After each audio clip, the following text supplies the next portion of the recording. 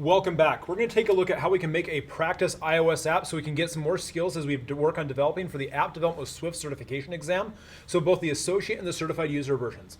For this first demo, we're going to start by creating the actual project itself and organizing the files so we can actually have the app itself with an image, some text, and a button.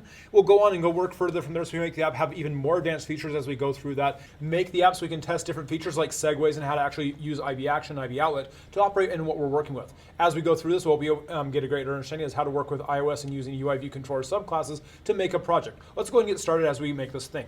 So first thing we do is we're going to go ahead and make a new project. We're using Xcode right here. I'm using iOS, and I choose App as the default right there, and I hit Next. I'm going to give this as a name of Swift Certification. And don't worry about team if you don't have that as an option on yours. That's totally fine. For your organization identifier, make sure it's something unique. I use Cody.ctech because I'm Cody and I teach at CTech, so that's how I organize and make it unique for me for that. The interface for this needs to be Storyboard as you're practicing using a UIViewController. The language will be Swift, storage will be none, and don't worry about hosting and cloud code or using tests because that's not what we're talking about for this version of the exam. Let's hit Next. As you can see right here, I'm saving all my projects inside my Swift 2023 folder. I don't need to worry about putting a checkbox in Git repository. If you don't have that, don't worry about that. Again, save that for another project. Worry about learning one thing first and moving from there. Go ahead and create your project and go. Now I've got my actual project set up. We've got over here on the left, we've got our Navigation Explorer. Take a look at my other video on how to actually go through and use Xcode and identify the parts of that. You'll understand all those pieces a lot better as you go through that. But in the Navigation Explorer, the first thing we're going to do is we have all these files that are working with. We're only going to do code in one of these files, and in one file we'll be working with to actually get that started. We'll go through and add to this as we go along and take a look at your other videos to see what they mean. But first, let's go ahead and organize this file so we have less stuff in a single pile so we see the stuff we're actually going to be working with.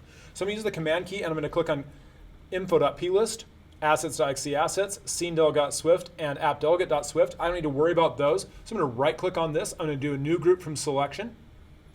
I'm going to put a new group called resources.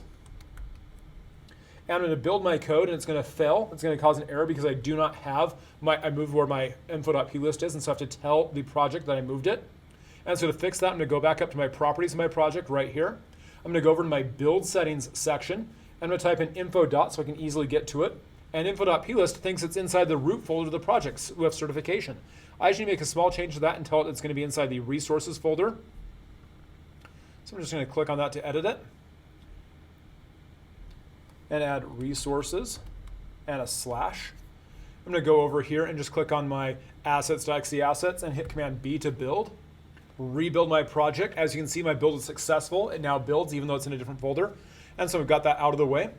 And so I can squish that so I don't have to see it. I'm going to put my main and my launch storyboards in their own group and make a view group for that. So a new group from selection and put that in the view group. Nothing has to happen for that. So I just have that made and it's out of the way. Boom, I've got a smaller project.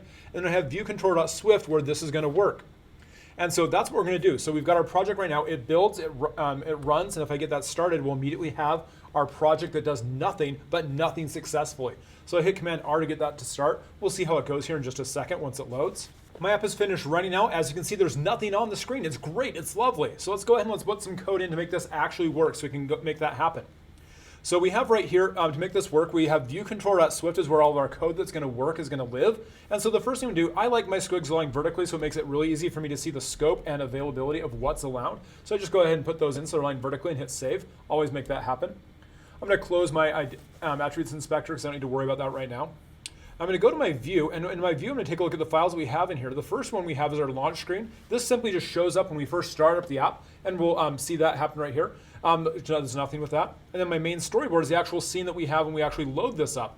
Now, as you can see right here, when I first look at this, I have the hierarchy right here, and there's nothing inside that. I have my empty screen, and there's nothing attached to it. We're going to go ahead and we're going to make it so we have, like I said, first we're going to have a text, a picture, and a button, and we'll make it so that they are there first, then we'll load the image on there, and then we'll actually make it so it runs and goes from there. So we'll make that all happen. So step one is we have to actually put those pieces on the actual screen. So I'm going to use the plus button up here to add to it. And I've got a label, so I'm going to drag this up. I'm going to drag that label right here, and I'm going to make it so it's nice and seen right there. And that makes it so it's going to be available. You can see right here, it's just simply just right there on the app. I'm going to do the same thing with an image. And so I'm going to just type image right here. Oh, there's an image view. Wonderful. Drag that, put that right here. Boom, there's my image view. And then again, one more time with a button. So BUT. And I'm going to drag my button and put my button right here. Boom. I've got that saved, and there's a label, image view, and button. I'm going to rerun my code with nothing on it. I want to replace it. Yes, I do. I've got my amazing app right here with label, an unknown image, and a button. So now we're going to go ahead and we're going to put the pieces in so we can actually have that happen. So let's go ahead and put the code to make the, let's go ahead and work on the design to make this happen. So first thing I'm going to do, I'm going to go back over here to this. I'm going to go to Command 1 to get back to my layout. I'm going to go to my resources. I'm going to click on assets.exe assets. Again, I have that in a pile, so I have it right there. Assets are where we put the actual images we're going to use for the actual project itself. And I'm using cacti for my images, so I'm going to go ahead and grab my cacti folder. And I have my cacti folder right here, and I've got some cute cacti. And so I'm going to drag those files just straight from Finder into my assets folder over here.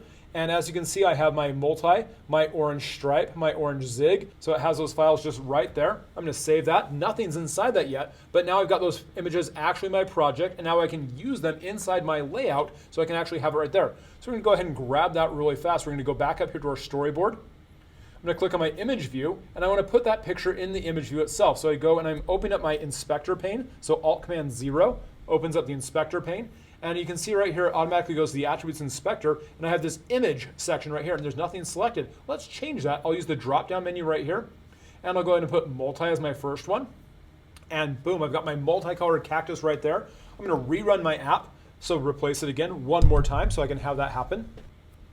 My app is reloading, and take a look. Now I have a label with a picture and a button on there. Now my button doesn't do anything because I haven't written any code for it. My label is just saying label because that's the default value for it. But we now have our basic functionality of how to make an app that has a picture in it, how we can put that picture in and make that happen.